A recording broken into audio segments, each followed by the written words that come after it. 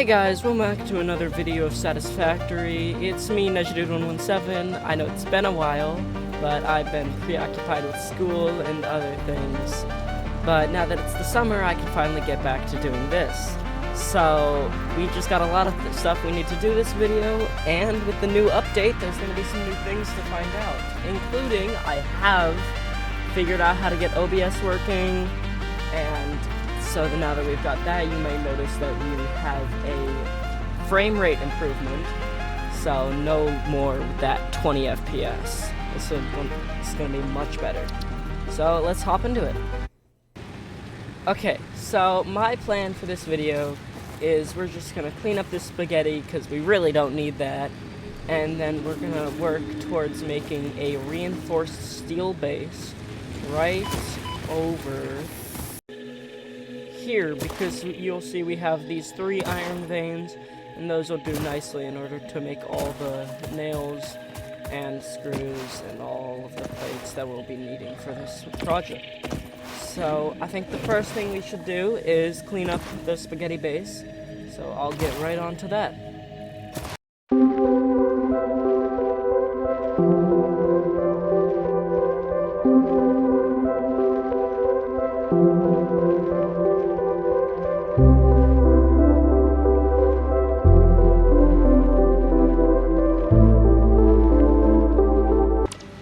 Hey, our little buddy here is still here. I can't believe he's honestly still here. Though, now he has a name, Missing String Table Entry, so yeah, that's fun. I'm really glad that we've got this little bug here. I'll just leave him be, though.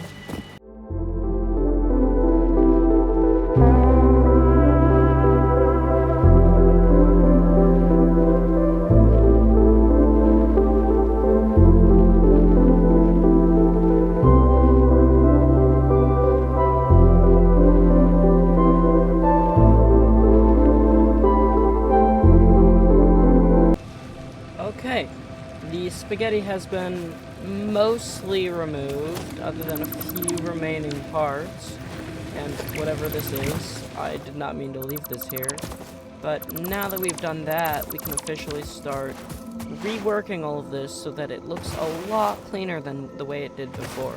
My plan is to take all of these and turn them into their own facilities.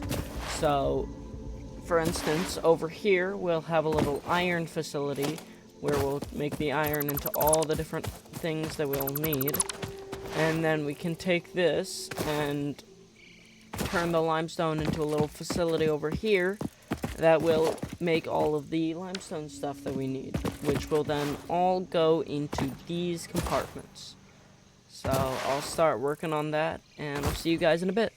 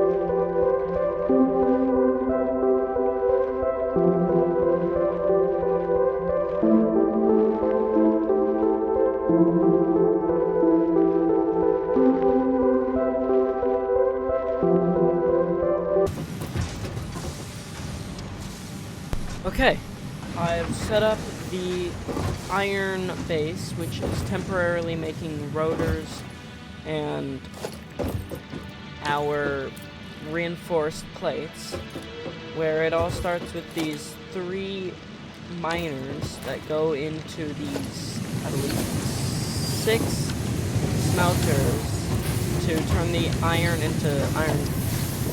turn the ore into iron, and that iron is then used to turn it into partly rods and also plates, which some of the rods are then transformed into, gotta fix this, some of the rods are then transformed into screws, because screws are the bane of my existence and can never do anything right, so I hate screws. But yeah, they're turned into screws.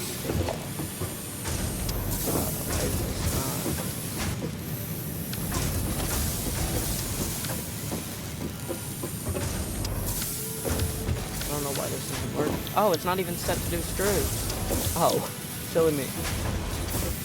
In which these screws are then sent upstairs. Well, more like upslope, because these aren't really stairs, into these bigger machines so that they get turned into rotors and reinforce steel plates. So now that we've got this running, I no longer have to manually craft these, and I can start working on the other facilities, and then once we've got that done, we can actually build the rotor/reinforced steel plate factory. Because this is just temporary while I get this all figured out. So I'll see you guys in a bit, and I'm gonna continue working on this.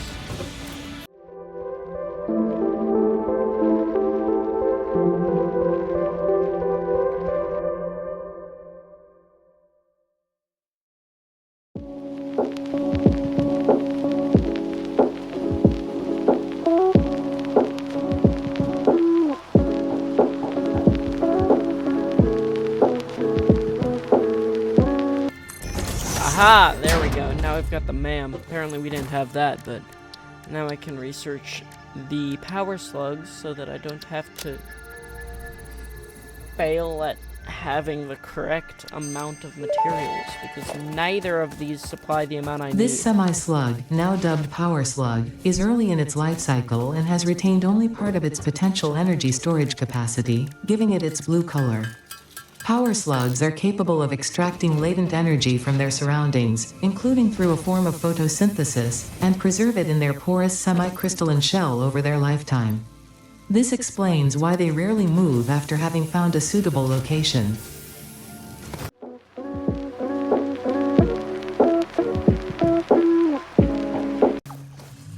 Guys, it's a lizard doggo. I see him. Gotta drop this.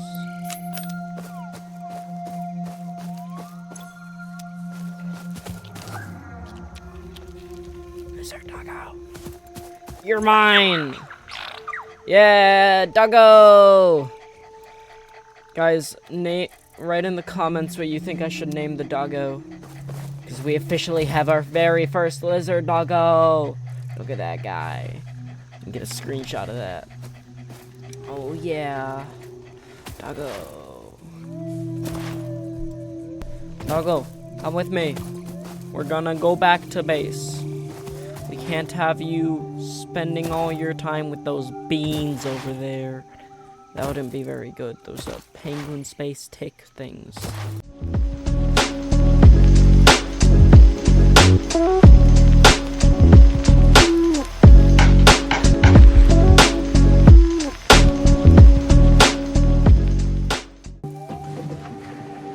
Success! Doggo has been retrieved.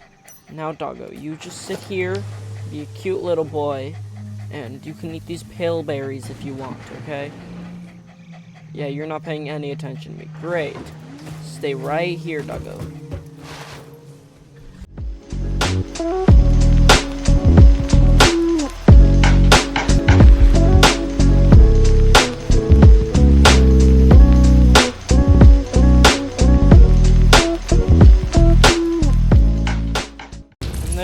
that's basically all we can really do for the limestone, because all we can turn it into is concrete, and this is the most optimized we can make it. So, concrete's complete, on to copper.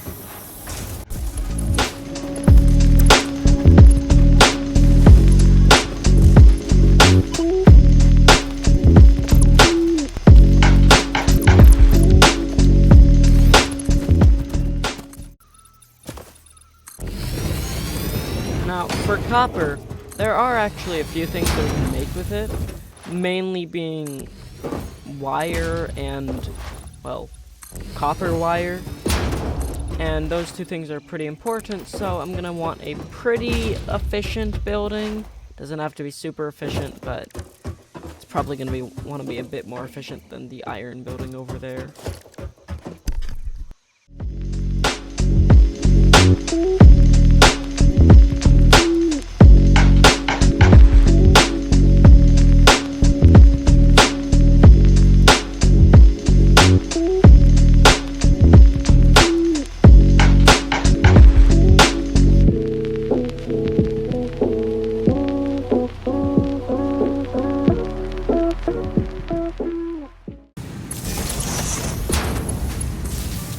And there we go.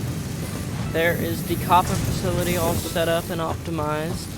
Not the most optimized, because there are a few minor things with this where this makes 30 and this requires 20. So that's a bit under producing, but that'll be fine. And then this technically doesn't make the most cable we can, but I do want some copper wire out of this, so I've halved the clock speed of the cable machine. So half of the wire is going to go into the cable machine, and half of the wire is going to go to the boxes. So I'm going to work on bringing these over to the boxes, and I'll see you in a second.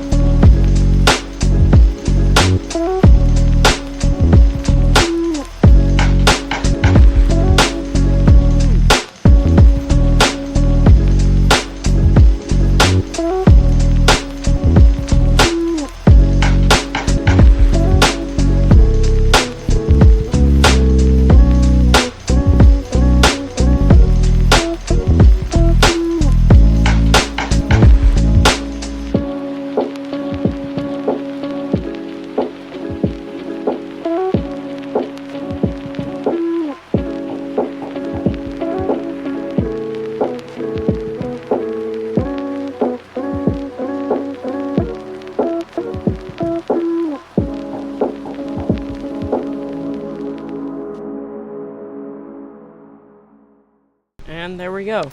They are all connected to their respective boxes and traversing all the way from there. So now we've got basically all of the main stuff being crafted, and we can finally start working on the actual thing, the actual project of this video. So let's go.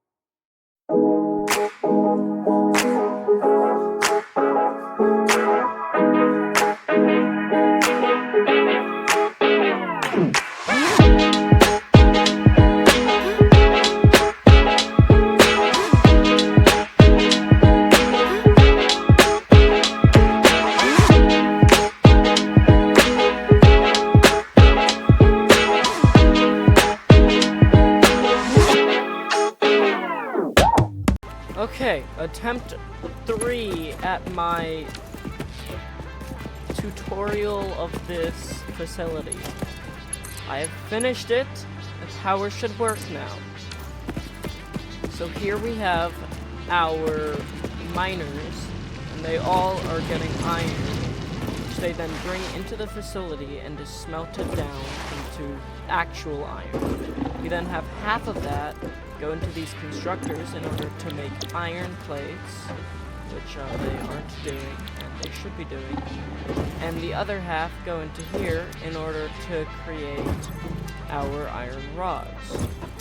Once these iron rods are crafted, most of them are sent that way, and then half of them are sent over here to be turned into screws, where all of the stuff crafted down there is sent up these.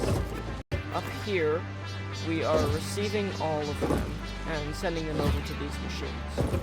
Over here, we have another facility where we have even more iron being mined and smelted, and then constructed into even more iron rods in order to craft 240 nails per second, which is then sent over here, split up into 120 per conveyor belt, and split in between these two assemblers, these three assemblers, which are then crafting me my rotors and my plates, which then go into these. So, now all we have to do is wait and see if they work.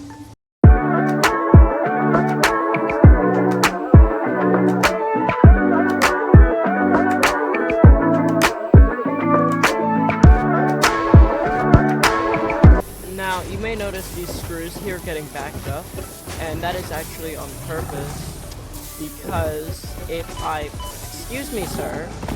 I'm trying to show my viewers my facility that I just created, and you're harassing me.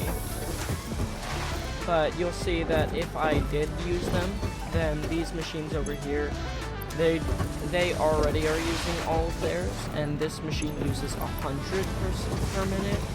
So it's technically not using 120, meaning just adding the extra 60 would not help. It would just slow everything down.